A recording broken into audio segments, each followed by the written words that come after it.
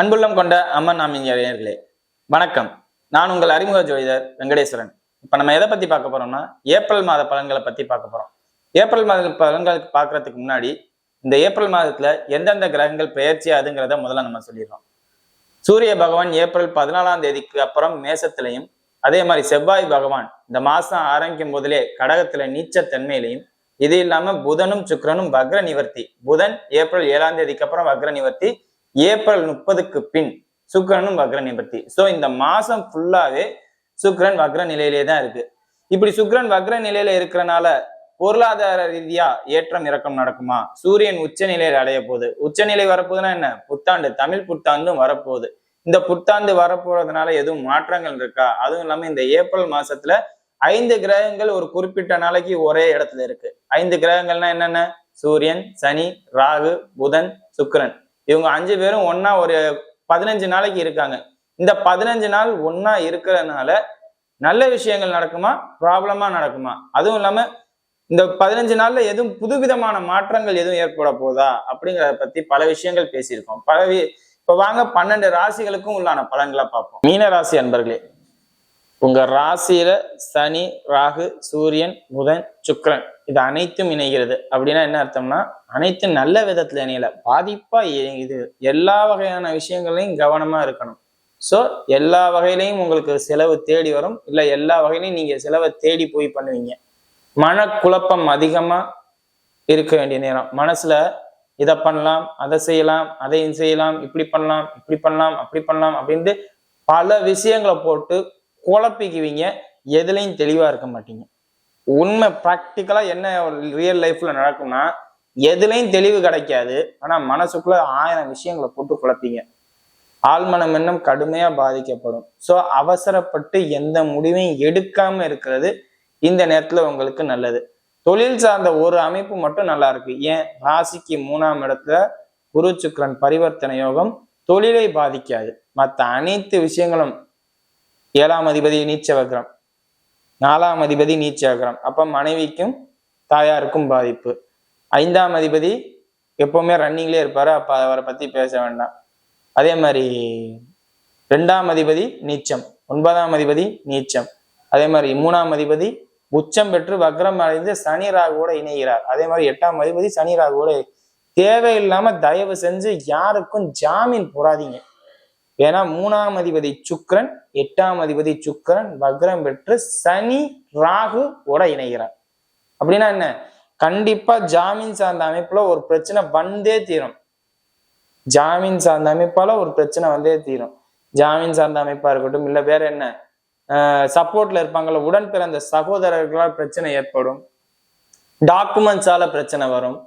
3ஆம் அதிபதின்னு சொல்ற சுக்கிரன் டாக்குமெண்ட்ஸையும் அதாவது 3ஆம் இடம் தான் டாக்குமெண்ட்ஸை குடிக்கிறது, சகோதரர்களை குடிக்கிறது, சப்போர்ட்டை குடிக்கிறது. நீங்க போய், அதாவது உங்களுக்கு சப்போர்ட்டா வர்றவங்களையும் அவங்க தான் குடிக்கும். நீங்க யாருக்காவது சப்போர்ட்டா போவீங்க பாத்தீங்களா, அதுவும் அதுதான் குடிக்கும். அதே மாதிரி மொபைல் போன்ஸ் அதுதான் குடிக்கும். சிறு சிறு பயணங்கள் அதுதான் குடிக்கும். எல்லாம் பிரயோஜனமற்ற தன்மையில போயிடும். இந்த நேரத்துல எல்லாம் பிரயோஜனம். இப்ப இங்க சிறு சிறு பயணம் பண்ணி நமக்கு ஏதாவது ஒரு இது கிடைக்குது, ஒரு ஆதாயம் கிடைக்குதுன்னா அது பிரயோஜனம் இல்லாம போகும். சிறு பயணங்களால் பிரயோஜனம் இல்லை, அலைச்சல் தான் மிச்சம். நண்பர்களால் பிரச்சனை தான் வரும், புதுசா பிரச்சனை வரும்.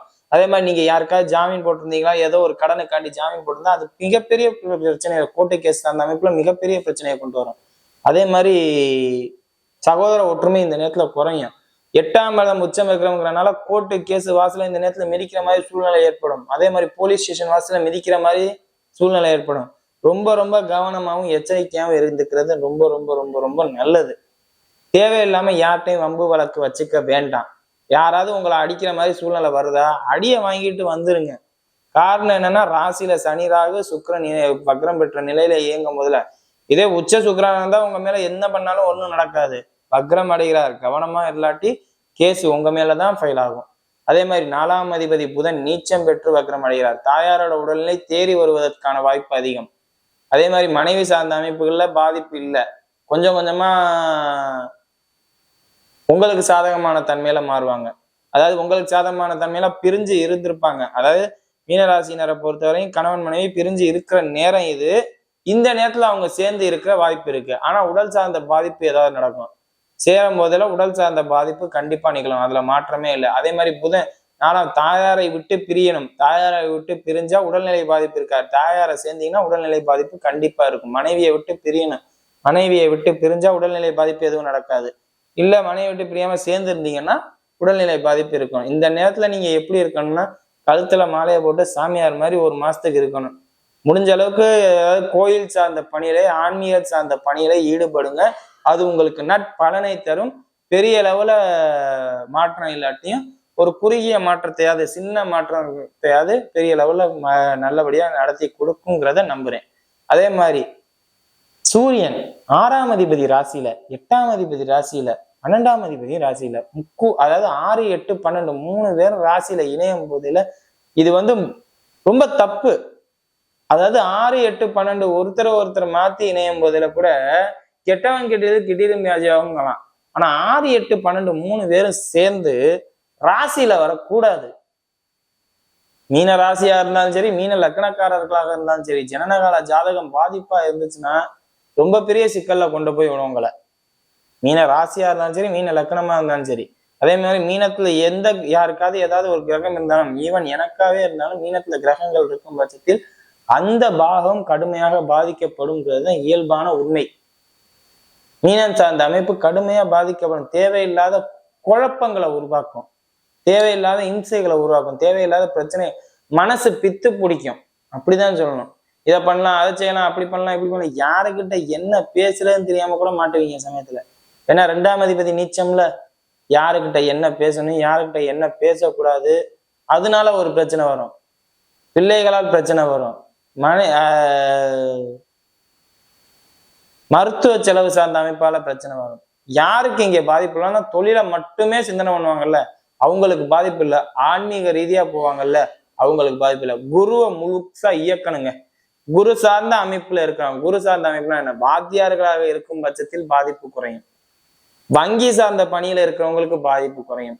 பைனான்ஸ் ரிலேட்டடா இருக்கிறவங்களுக்கு பாதிப்பு குறையும். ஆன்மீக பணியில இருக்கிறவங்களுக்கு பாதிப்பு குறையும். பெரும்பணம் புழக்கம் இருக்கும்ல, அவங்களுக்கு பாதிப்பு குறையும். மற்ற அனைத்து துறையினருக்கும், அறநிலைத்துறையில ஒர்க் பண்ணுவாங்களா, அறநிலைத்துறையும் ஆன்மீகமும் ஒண்ணுதான். அதனால அது சார்ந்த அமைப்புல இருக்கவங்களுக்குலாம் பாதிப்பு குறையும். மற்ற அனைத்து துறையில இருக்கிறவங்களுக்கும் கொஞ்சம் சிக்கல் தான். ஆலோசனை கூறுபவர்களுக்கு பாதிப்பு குறையும். ஆடிட்டிங்ல இருக்கிறவங்களுக்கு பாதிப்பு குறையும். அக்கௌண்ட்ஸ்ல இருக்கிறவங்களுக்கு பாதிப்பு குறையும். இந்த ஃபீல்டுல போறவங்களுக்கு பாதிப்பு இல்லை. மற்ற அனைத்து துறையினருக்கும் ஏதோ ஒரு ரூபத்துல குடைச்சல் வந்துகிட்டே இருக்கும், ப்ரெஷர் இருந்துகிட்டே இருக்கும். ஏன் ஒரு சிலர் கொஞ்ச நாளைக்கு மைண்டு சேஞ்ச் ஆனாலும் ஆயிரும். மைண்டு சேஞ்ச் ஆகலாம், இல்லாட்டி எல்லாமே எதுவுமே எனக்கு வேண்டாம்னு சொல்லிட்டு விட்டுட்டு ஓடி போகலாம். இந்த மாதிரி அமைப்பெல்லாம் கடுமையா இருக்கு. லவ் சார்ந்த அமைப்புலாம் கடுமையா பாதிப்பு இருக்கும். அதெல்லாம் நீங்க பெற்றோரை மீறி கல்யாணம் பண்ணணும்னு நினைக்கிறவங்களுக்கு நடக்கும். பெற்றோர் பேச்சை கேட்காம பெற்றோரை மீறி கல்யாணம் பண்ணணும்னு நினைக்கிறவங்களுக்கு நடக்கும். பெற்றோரு கண்ட்ரோல்ல இருக்கிறவங்களுக்கு நடக்காது. அதெல்லாம் நீங்க பாத்துக்கங்க. இப்ப வாங்க நட்சத்திர ரீதியான பலன்களை பார்ப்போம். ஃபுல்லாவே நான் நெகட்டிவா தான் சொல்லிட்டேன். நான் நெகட்டிவா சொல்லணுங்கிறது என்னோட நோக்கம் இல்லை. ஆனா இந்த கிரக இணைவுகளானது நெகட்டிவான விஷயத்தை தான் பண்ணுங்கிறதுக்காண்டி நான் உங்களுக்கு முன்கூட்டியே ஒரு அறிகுறி, தகவல், பிரச்சனை வராம பாத்துக்கோங்க இந்த ஏப்ரல் மாசத்துல அப்படிங்கிறதுக்கு சொல்றேன். நட்சத்திர ரீதியான பலன்களை பார்ப்போம் வாங்க. பூரட்டாதி நட்சத்திரக்காரர்கள். பூரட்டாதி நட்சத்திராதிபதியே குருவாகும் பட்சத்தில் உங்களுக்கு நான் சொன்ன எதுவுமே மேக்சிமம் நடக்க வாய்ப்பு இல்லை. நான் சொன்னேன் பாத்தீங்களா இவ்வளவு நேரம் ப்ராப்ளம். ஏன்னா உனக்கு நட்சத்திராதிபதியே குரு, அதனால உங்களுக்கு பெரிய லெவல்ல பாதிப்பு இல்லை. ராசியாதிபதி நட்சத்திராதிபதி 2 பேரும் பரிவர்த்தனை யோகத்துல இருக்கிறனால உங்களுக்கு பெரிய அளவுல பாதிப்பு நடக்கிறதுக்கு வேலையெல்லாம் ஆசிரியர் பண்ணி வங்கித்துறை இந்த மாதிரி அமைப்புல இருக்கிறவங்களுக்குலாம் ரொம்ப ரொம்ப நல்லது நடக்கும்.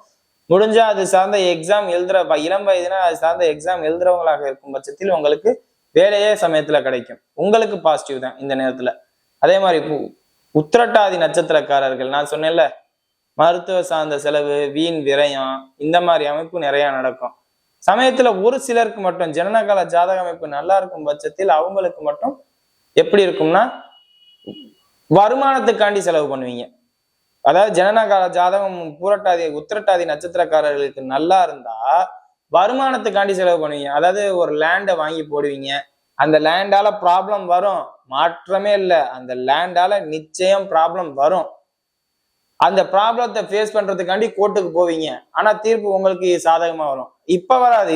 இப்ப பிரச்சனை ஆரம்பிச்சுன்னா என்ன, ஒரு 2 மாசம் 3 மாசம் கழிச்சு தானே எல்லாமே நடக்கும். அப்படிங்கும்போது அந்த நேரத்துல எல்லாமே மாறிடும். அந்த நேரத்துல உங்களுக்கு கிடைக்கும். சோ வருமானத்தை நோக்கி இன்வெஸ்ட் பண்ற பூரட்டாதி நட்சத்திரக்காரர்களுக்கு நல்லா இருக்குமே ஒழிய, வருமானத்தை நோக்கி இன்வெஸ்ட் பண்ணாம இருக்கிறவங்களுக்கு பாதிப்பு தான். அதே மாதிரி காடு சார்ந்த அமைப்பு, சனிதான் காடு, ராகு அதை அழிக்குது. சோ காடு கரையில இருக்கிறவங்களுக்கு, விவசாய பூமியில இருக்கிறவங்களுக்கு இந்த நேரத்துல கரும்பை வெட்டுறவங்களாக இருக்கட்டும், அவங்களுக்கு பாதிப்பு குறைஞ்சிரும். கரும்பை வெட்டுறவங்களா இருக்கட்டும், நெல் அறுக்கிறவங்களா இருக்கட்டும், இல்ல கடலை சார்ந்த அமைப்பை சாகுபடி பண்றவங்களா இருக்கட்டும், அதாவது விளைச்சல் அறுவடைக்கு உண்டான நேரத்துல இப்ப நீங்க வச்சிருந்தீங்கன்னா, இப்ப சோளமா இருந்தா சோளம் அறுவடைக்கு வந்துருச்சுன்னா அது உங்களுக்கு பாதிப்பு கொடுக்காது. சோ காடு சார்ந்த அமைப்போட இணைந்து இருக்கிறவர்களுக்கு ஒரு அறுவடை செய்தால் அறுவடைக்கு தயாராகிற மாதிரி அமைப்புல இருந்தா அது பெரிய லெவல்ல பாதிக்காது. மற்றபடி கடன் சார்ந்த அமைப்புல இருக்கவங்களுக்கு எல்லாம் ரொம்ப ரொம்ப கடுமையா பாதிக்கும். கவனமா இருந்துக்கங்க, சரியா? அடுத்தது ரேவதி நட்சத்திரக்காரர்கள். ரேவதி நட்சத்திரக்காரர்களை பொறுத்தவரையும் அனைத்து வகைகளையும் கவனமா இருக்கணும். ஏன்னா புதன் நீச்சம் பெற்று வக்ரம் பெற்று சனியுடனும் ராகுவுடனும் இணைகிறார். அப்ப நீங்க இந்த நேரத்துல நல்லவரோட இருக்க முடியாது, நல்ல சிந்தனையோட நீங்க இருக்க முடியாது. அதே மாதிரி உங்க நட்சத்திராதிபதி அஸ்தமிச்சும் இருப்பாரு குறுகிய காலத்துக்கு. அப்படிங்கும் போது குறுகிய காலத்துக்கு அஸ்தமிச்சு இருக்கும் போது எல்லாமே தப்பா தான் யோசிப்பீங்க, தப்பா தான் சிந்தனை பண்ணுவீங்க. நிதானம் தேவை உங்களுக்கு. நிதானமா இருந்தா எல்லாத்துலயும் ஜெயிச்சிடலாம். நிதானம் தவறும் போது ஏதாவது பாதிப்பு நிச்சயம் நிகழும். வீடியோ இப்பதான் ஃபர்ஸ்ட் டைம் பாக்குறதா இருந்தால் லைக்ஸ் பண்ணுங்க, ஷேர் பண்ணுங்க, கமெண்ட் பண்ணுங்க. சேனலை மறக்காம சப்ஸ்கிரைப் பண்ணுங்க. வேற எதுவும் ஜோதிட ஆலோசனையா இருந்தா கீழே உள்ள நம்பருக்கு கால் பண்ணுங்க. நன்றி.